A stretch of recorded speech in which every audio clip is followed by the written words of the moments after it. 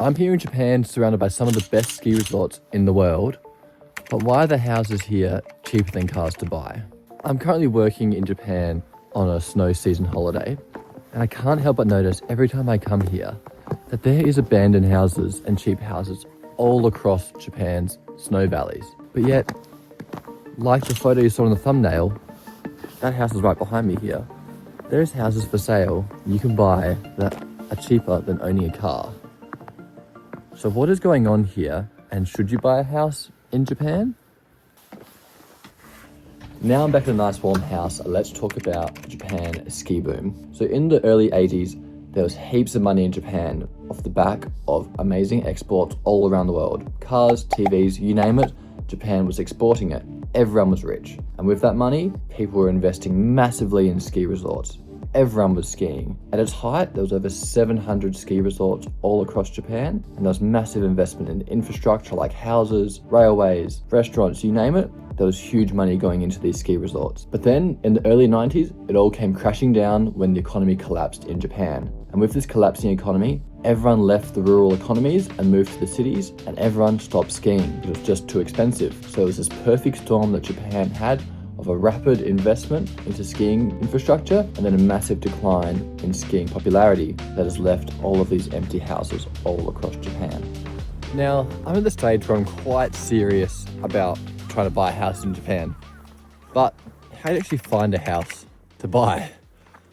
Well, you could do what I'm doing right now and walk through a village and a valley and knock on doors and try and find a house to buy, but that'd be very slow and tedious. There's two main methods that I think are the easiest. Number one is each municipality in Japan has what they call an Akiya bank. This is a website where the local council has a list of all of their abandoned and cheap houses. The downside is they are quite low information sometimes, and you will have to communicate with the council first and go through their processes, which can be hard as a foreigner. The second option is you can use a local real estate agent. This also does come with its own challenges. As a foreigner, there is going to be language barriers and those sorts of challenges. However, they do have the best knowledge of the region, and they are going to be clued in on the houses that are available and are going to be able to help you find what you want. Now, theoretically, if you've just purchased a house in Japan, it begs the question, what's it actually like to live in Japan in one of these houses? So I've learned a bit so far about actually living here, and there are some huge differences that I did not expect about Japan's living situation and caring for a house in Japan. The big thing that I learned about living in Japan is that its climate is actually quite extreme. It goes from snowy, cold temperatures right now to very warm and humid temperatures in summer. So it creates a perfect condition for mold, and that is one of the biggest challenges that these houses actually face, is mold and rot. The next thing to consider is snow maintenance and snow clearing. There's actually a bulldozer behind me that is moving some snow right now, but the snow is a huge challenge here and a huge logistical nightmare. People often spend 2 to 3 hours each day clearing snow. So you need to consider, is your roof strong? Where does the snow land when it comes off your roof? Some roofs don't actually have a slope, like this one behind me. You need to actually shovel the snow off that roof by hand, and if you don't, the roof might collapse. So snow management is a huge piece of the puzzle in owning a house in Japan. But that's enough serious talk.